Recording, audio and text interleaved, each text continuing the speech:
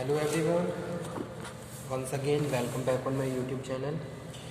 Environment में जो हमारा मेन टॉपिक चल रहा है वो है वाइल्ड लाइफ प्रोटेक्शन एक्ट 1972, जिसमें हम ऑलरेडी डिस्कस कर चुके हैं objective of this act, definition of important terms. These important terms are wild life, habitat, hunting, animal articles, okay. And next one is detail about the appointment of director, chief, wildlife warden or other officers, and constitution of wildlife advisory board, okay. And duties of wildlife advisory board today we are going to discuss. So let's start. कौन कौन सी duties होती हैं wild life advisory board की, तो ये हम discuss करेंगे हमारे आज के सेशन में। तो स्टार्ट करते हैं। वाइल्ड लाइफ प्रोटेक्शन एक्ट 1972 में इस्टेब्लिश किया गया with the object of maintain essential ecological process and life supporting system, okay, to preserve the biodiversity, यानी कि varieties of life on the earth, उसके प्रिजर्वेशन के लिए इस एक्ट को बनाया गया। To ensure a continuous use of species, protection and conservation of wild life, okay.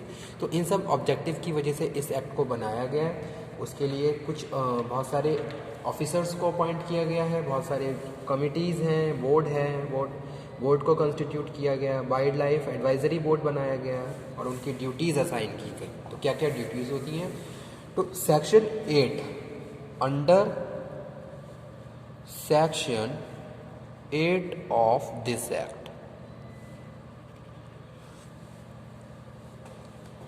ठीक है, there are certain duties of wild life advisory board. First one is selection of area. तो first जो duty है वो क्या है, selection of area to be declare at sanctuaries,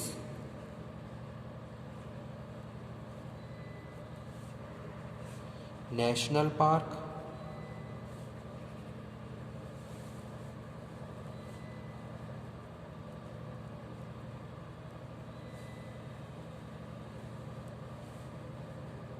and closed area, ठीक है। तो जो वाइल्ड लाइफ एडवाइजरी बोर्ड है ये क्या करता है, ये प्लानिंग करता है कि भाई किस एरिया को हमें डिक्लेयर करना है एज अ नेशनल पार्क या फिर सैंक्चुरीज या फिर क्लोज एरिया। तो ये सारी ड्यूटीज़ किसकी होती हैं, वाइल्ड लाइफ एडवाइजरी बोर्ड की होती हैं, यानी कि declaration of the area. Second one जो ड्यूटी है that is formulation of policy, best policy को फॉर्मुलेट करना, इम्प्लीमेंट करना, formulation of policy which are related to protection and preservation of wildlife, okay. Formulation of the policy for protection and conservation of the wildlife and specified plants for protection and conservation of wildlife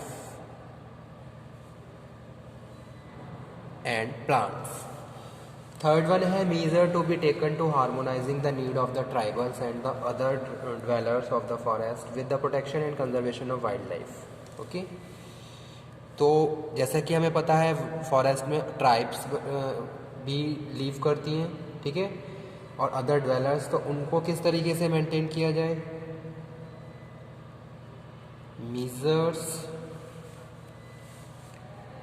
to be taken for harmonizing and conservation of wildlife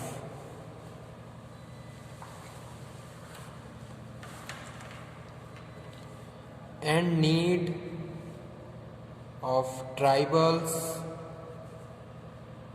and other dwellers of the forest, ठीक है। और last है duty जो कि है any matter referred to it by state government. तो ये सारी ड्यूटीज़ किसकी होती हैं, वाइल्ड लाइफ एडवाइजरी बोर्ड की होती हैं। After that, prohibition of hunting and dealing in animal articles. Prohibition of hunting and dealing in animal articles without license. Without license, ठीक है।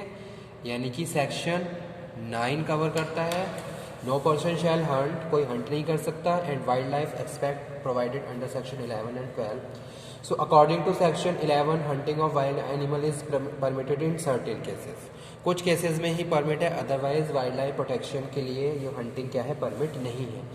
कहाँ कहाँ परमिटेड है, किन किन केसेस में परमिटेड है, ये देख लेते हैं, ठीक है। तो पहली जो कंडीशन है वो क्या है, if the wild chief wild life warden is satisfied that any wild animal has become dangerous for human life, ठीक है। जब वाइल्ड एनिमल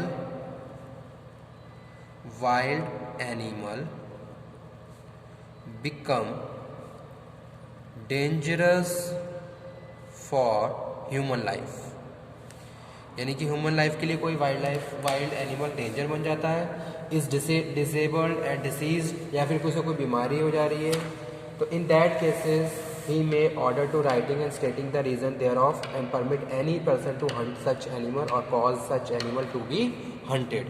पहली condition.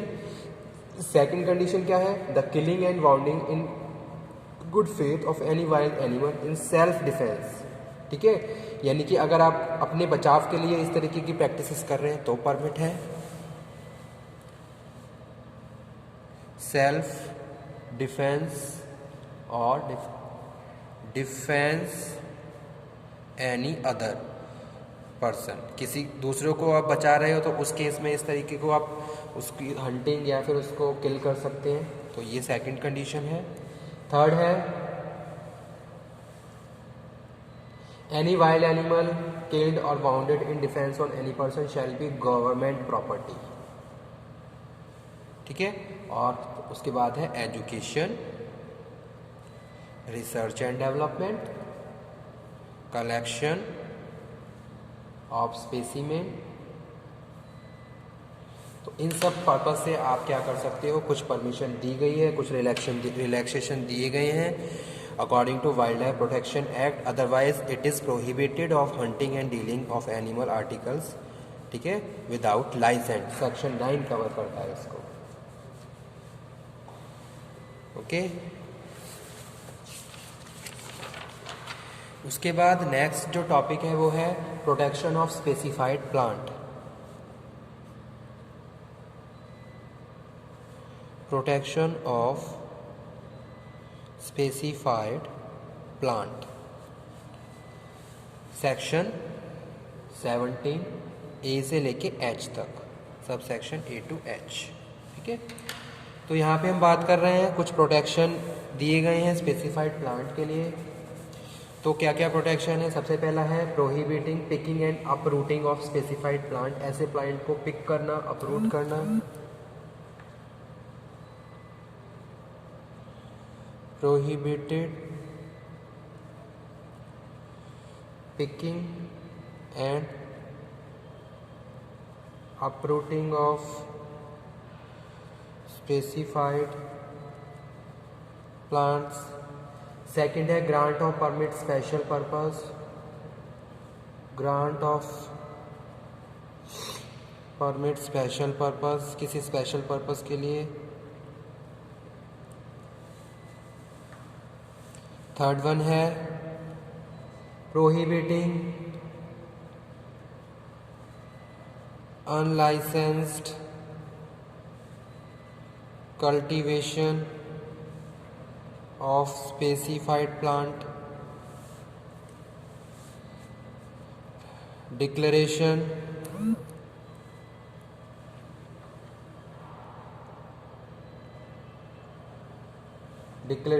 of stock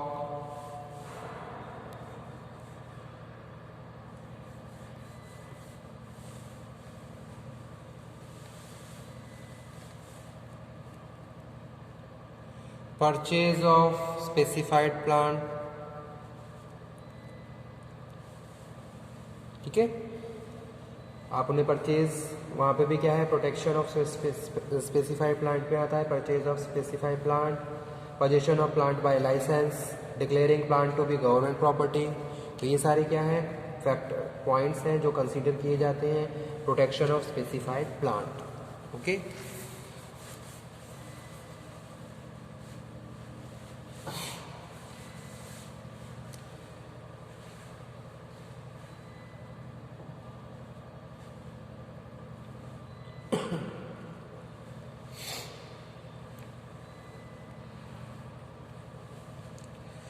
so this is all about today's session, environmental science, duties and life advisory, duties of life advisory, wildlife advisory board as prohibition of hunting and dealing with animal articles without license।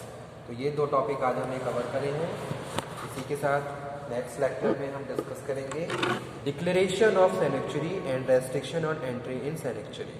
सैनिचुरी को किस तरीके से declare किया जाता है और वहाँ पे एंट्री क्यों रेस्ट्रिक्टेड होती है, तो ये सारे टॉपिक्स हम डिस्कस करेंगे हमारे अपकमिंग लेक्चर्स में। सो थैंक यू स्टूडेंट आज के सेशन के लिए। होप सो आपको लेक्चर समझ में आया हो एंड यू आर एंजॉय कर रहे हैं, आप एंजॉय भी कर रहे हो सारे लेक्चर और प्रॉपरली अंडरस्टैंड भी कर रहे हो। Thank you very much. आज का सेशन यहीं पे फिनिश करते हैं।